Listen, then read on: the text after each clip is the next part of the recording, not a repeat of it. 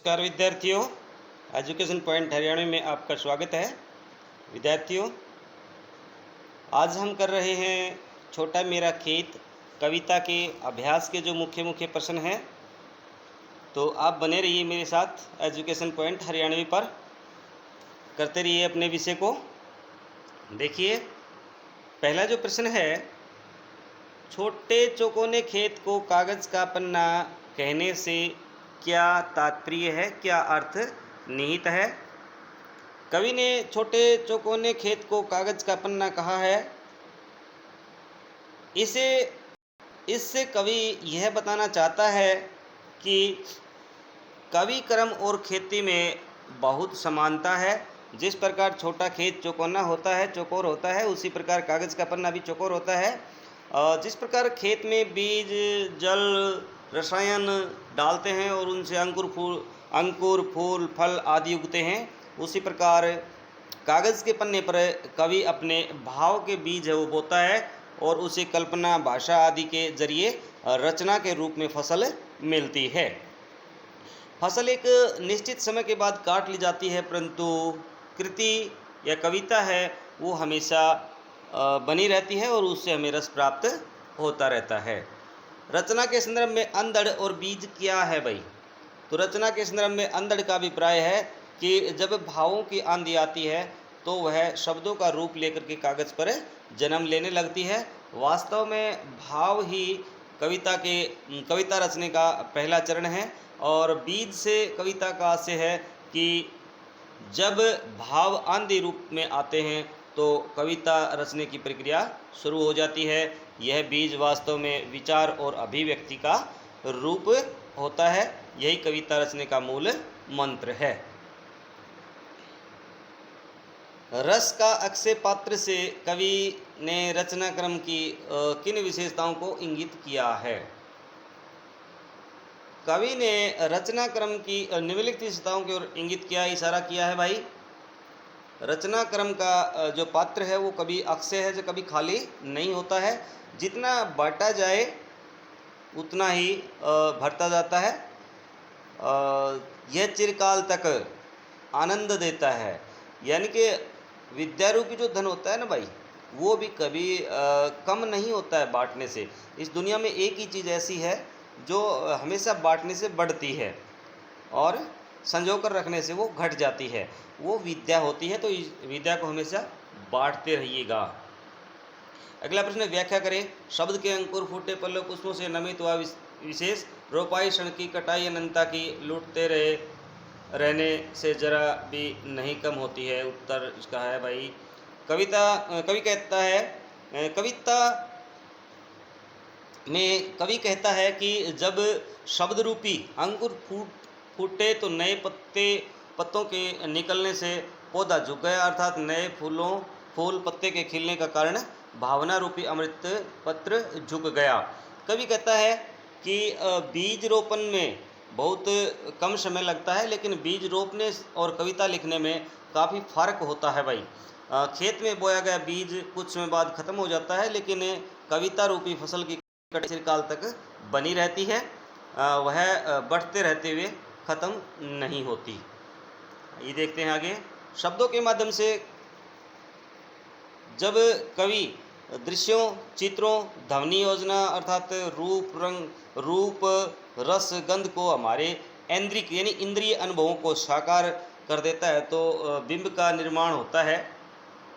इस आधार पर प्रस्तुत कविता में बिंब की जो है ना खोज करें। इस कविता में कई तरह के बिंबों का निर्माण हुआ है जो निम्नलिखित है। चक्षु बिंब है भाई, चाक्षुष बिंब। छोटा मेरा खेत चौकोना, कागज़ का एक पन्ना, कोई अंधड़ कहीं से आया, शब्द के अंकुर फूटे, पल्लव पत्तों से नामित, झूमने लगे फल, नभ की पाती बांधे बुगले, सांझ की सतेज श्वेत काया, कजरारे बादलों की छाई नभ छाया। ये चीज़ें अगले उस कविता में आएंगी, वैसे इसके यही हैं भाई। अवसाद बिंब जो है भाई, कल्पना के रसायनों को पी के है ना बीज का निशेष अमृत धाराएं फूट पड़ी हैं। अगला है, जहाँ उपमेय में उपमान का आरोप हो रूपक कहलाता है। इस कविता में रूपक का चुनाव करें। यानी रूपक अलंकार की परिभाषा है भाई, याद करें।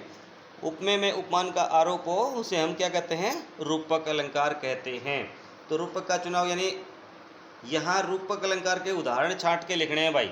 भावो रूपी आंधी, बीज रूप विचार रूपी बीज, शब्द रूपी अंकुर, कल्पना रूपी रसायन, कागज रूपी खेत, कटाई रूपी अनंताक्षण की रूपी बुआई। तो कहने का भाव है कि इस कविता में ना रूपक अलंकार विशेषतया है भाई।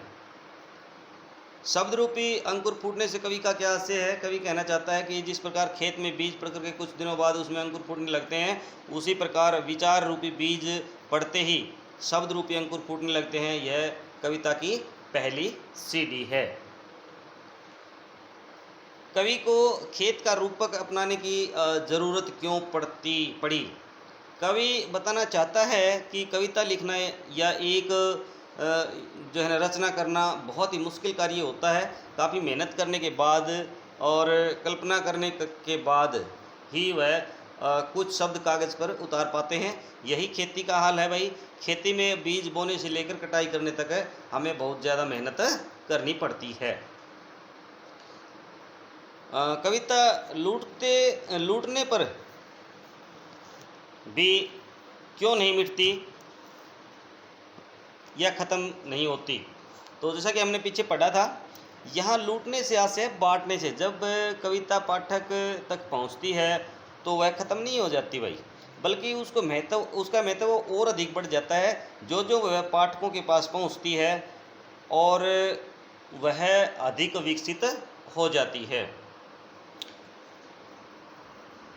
ये जो प्रश्न है अगली कविता से है, अलौकिक रस की धारा कब फूट पड़ती है? जब विचार रूपी बीज अंकुरित होकर के कविता का रूप धारण कर लेता है तो उसमें से आनंद की जो की बहुत सी धाराएं हैं वो फूट पड़ती हैं। यह धाराएं अनंत काल तक बहती जाती हैं। यह पाठकों के आनंद को चिरकाल तक बनाए रखती हैं, खुशी देती हैं, इसीलिए यह रस अलौकिक होता है।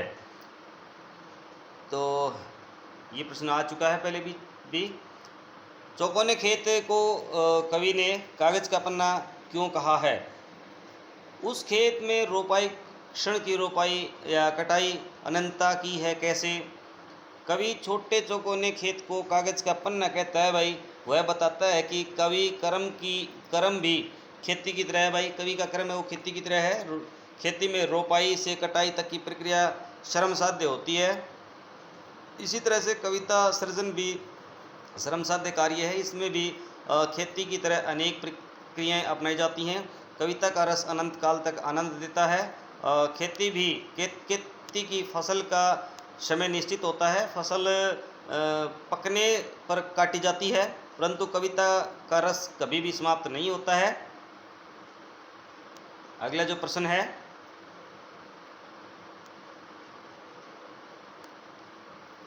कवि ने खेत और कागज़ के पन्ने की समानता किस प्रकार की है? खेत व कागज़ से दोनों चौकोर होते हैं भाई, दोनों समतल होते हैं, दोनों में ही बीज फसल उत्पन्न होती है। खेत में बीज था, कागज़ पर विचार रूपी बीज। दोनों का अक्षय पात्र समान है। आइए कुछ और देखते हैं। तो ये जो प्रश्न है, मुख्य जो प्रश्न हैं हमने इसके कर लिए हैं। तो विद्यार्थियों बने रहिए एजुकेशन पॉइंट हरियाणवी पर मेरे साथ। यदि आपको मेरे द्वारा पढ़ाया गया अच्छा लगता है, समझ में आता है, तो चैनल को लाइक करना, शेयर करना, सब्सक्राइब करना और अपने इस गुरुजी पर अपना असीम प्यार है वो लुटाते रहना। प्रिय विद्यार्थियों, बने रहो मेरे साथ एजुकेशन पॉइंट हरियाणवी पर और लेते रहो असीम आनंद अपनी एजुकेशन का। समय रहते आपका जो विषय है वो मैं कंप्लीट करवा दूंगा। वीडियो को शुरू से लेकर के अंत तक ज़रूर देखें, शेयर, सब्सक्राइब और लाइक करें। Thank you. जय हिंद, जय भारत।